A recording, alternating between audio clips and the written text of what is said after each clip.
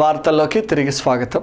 ఈ నెల 6వ తారీఖున స్థానిక ఎన్జీఓ కళ్యాణ మండపంలో ప్రైవేటు రంగంలో దళితులకు, గిరిజనులకు రిజర్వేషన్లు కల్పించాలనే డిమాండ్తో కేవీపీఎస్ ఆధ్వర్యంలో జిల్లా స్థాయి సదస్సు నిర్వహిస్తున్నామని మాజీ ఎమ్మెల్సీ లక్ష్మణరావు తెలిపారు.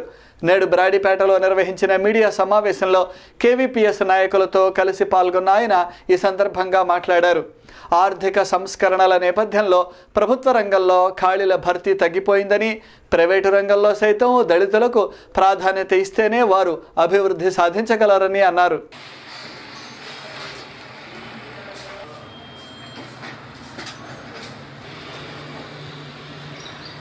కేవీపీఎస్ ఆధ్వర్యంలో ఈ నెల 6వ తేదీ శనివారం మధ్యాహ్నం 3 గంటలకి స్థానిక ఎన్జీఓ కళ్యాణ మండపంలో ప్రైవేట్ రంగంలో ఎస్సీ ఎస్టీలకి, దళితులకి, గిరిజనులకి రిజర్వేషన్లు కల్పించాలనే డిమాండ్తో జిల్లా స్థాయి సదస్సు జరుగుతుంది. మనందరికీ తెలుసు, గత 10-15 ఏళ్లుగా ప్రభుత్వ ఉద్యోగాల సంఖ్య తగ్గిపోయింది. ముఖ్యంగా ఆర్థిక సంస్కరణల నేపథ్యంలో ప్రభుత్వ శాఖలలో భర్తీ తగ్గిపోయింది. ఇవాళ ప్రైవేట్ రంగంలోనే ఉద్యోగాలు వస్తున్నటువంటి పరిస్థితి మనం చూస్తున్నాం. సాఫ్ట్వేర్ లాంటి ఉద్యోగాలన్నీ కూడా ప్రైవేట్ రంగంలోనే ఇస్తూ ఉన్నారు. అలాగే దిగువ స్థాయి సర్వీస్ సెక్టర్కి సంబంధించిన ఉద్యోగాలన్నీ కూడా ప్రైవేట్ రంగంలో మనం చూస్తూ ఉన్నాం.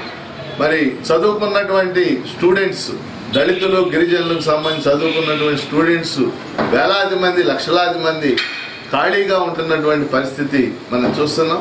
మొత్తం ఈ యువశక్తి మొత్తం కూడా నిర్వీర్యం అయిపోతుంది.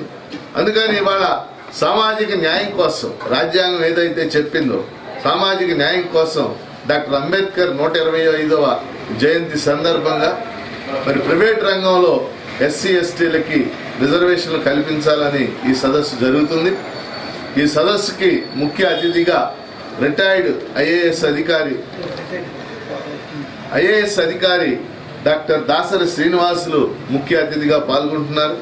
అలాగే ఈ సదస్సులో ప్రైవేట్ రంగంలో రిజర్వేషన్ల సాధనా కమిటీ రాష్ట్ర కన్వీనర్ ధనాల సుబ్బారావు, మాజీ మంత్రివర్యులు శ్రీ మాణిక్ వరప్రసాద్, దళిత బహుజన్ ఫ్రంట్ నాయకులు కొరి వినయ్ కుమార్, పాశ్యం రామారావు తదితర పెద్దలంతా కూడా ఈ సదస్సులో పాల్గొంటున్నారు. ప్రభుత్వ వృత్తి విద్యా జూనియర్ కళాశాల వార్షికోత్సవ వేడుకలను నేడు ఘనంగా నిర్వహించారు. ఈ సందర్భంగా కార్యక్రమంలో ముఖ్య అతిథిగా పాల్గొన్న ఎమ్మెల్సీ రామకృష్ణ మాట్లాడుతూ, విద్యారంగంలో వృత్తి విద్యా కళాశాలలు క్రియాశీలకమైన పాత్ర పోషిస్తున్నాయని, రాష్ట్రంలో ఇంకా వొకేషనల్ కాలేజీలను ఏర్పాటు చేయవలసిన అవసరం ఎంతైనా ఉన్నదని ఆయన అభిప్రాయపడ్డారు. ప్రభుత్వం విద్యారంగాన్ని బలోపేతం చేసేందుకు పలు సంస్కరణలను చేపట్టనున్నదని అన్నారు. నాణ్యమైన విద్యను ప్రతి పేద విద్యార్థికి అందించేలా చర్యలు తీసుకుంటుందని అన్నారు. మంది పిల్లలు మనకి ఇక్కడ చక్కగా చదువుకుంటున్నారు కాబట్టి నేను ఇమ్మీడియట్ గా ప్లేస్మెంట్ రికార్డు పిల్లలకు వచ్చి అందించారు. లాట్ ఆఫ్ అప్రిసియేషన్ మనకి ఇవ్వడం జరిగింది. దానికి వెళ్ళాలని ఆశిస్తూ నన్ను పిలిచి అందరికన్నా పెద్దలందరూ కోరుతున్నాను. అలాగే మన 2 జిల్లాలకి సమస్తమైనటువంటి విషయాలు ఉన్నాయి. మరి ఇవాళ గుంటూరులోని గవర్నమెంట్ వొకేషనల్ జూనియర్ కళాశాల 8వ వార్షికోత్సవం సందర్భంగా ఈ కార్యక్రమంలో పాల్గొనడం చాలా సంతోషంగా ఉంది.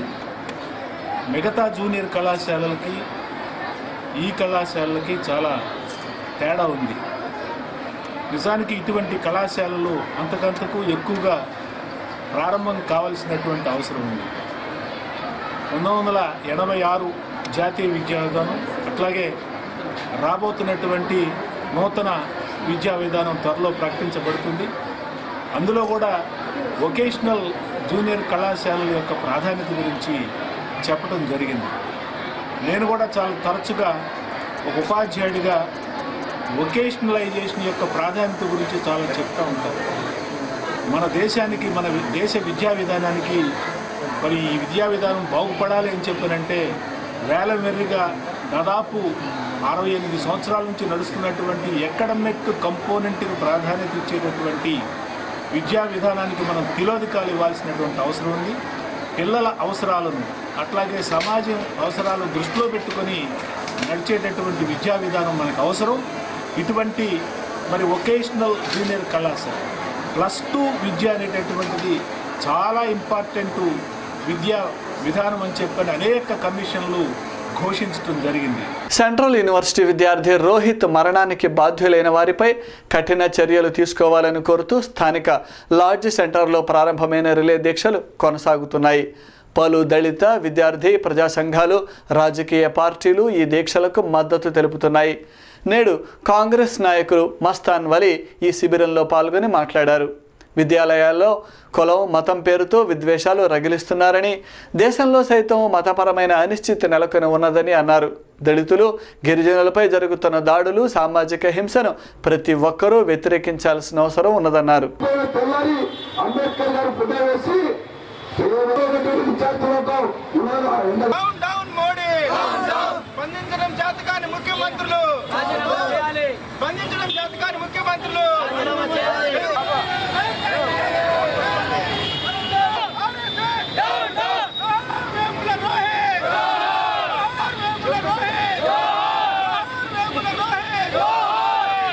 దేశం ఒక లౌకికవాద దేశం. ఎంత దుర్మార్గం అంటే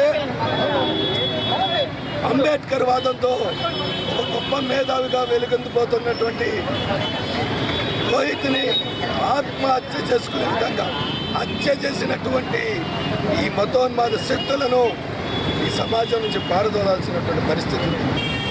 విశ్వవిద్యాలయాల్లో, కాలేజీల్లో కులం పేరు మీద, మతం పేరు మీద రాజకీయం చేస్తున్నటువంటి ఆర్ఎస్ఎస్, ఏబీపీ యొక్క రాజకీయాలకు వ్యతిరేకంగా ఈరోజు joint action committee, Republican party, Benjamin కానివ్వండి, మరి అట్లానే కిరణ్ కానివ్వండి, ఎస్ఎఫ్ఐ, ఏఎస్ఎఫ్, ఎన్ఎస్యు అందరూ కూడా పెద్ద ఎత్తున ఆ మహానుభావుడికి మరి నివాళులు అర్పిస్తూ నరేంద్ర మోడీ గారిని ప్రధానంగా డిమాండ్ చేస్తూ ఉన్నాం.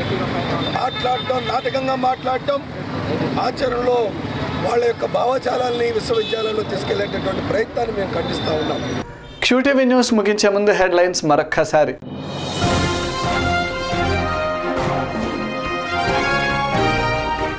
జిల్లాలో ఏఎన్ఎంల పాత్ర అభినందనీయం. ఎప్పటికప్పుడు సర్వేల వివరాలను ఆన్లైన్లో పొందుపరచండి. కలెక్టర్ కాంతిలాల్ దండే.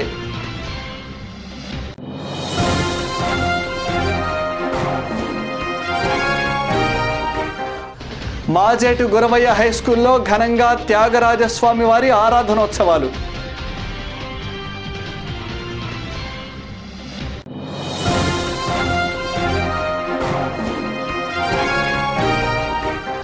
జిల్లాల వారీగా నూతన కార్యవర్గాలను ఏర్పాటు చేసి బీసీ ప్రజల సమస్యలపై పోరాడుతాం.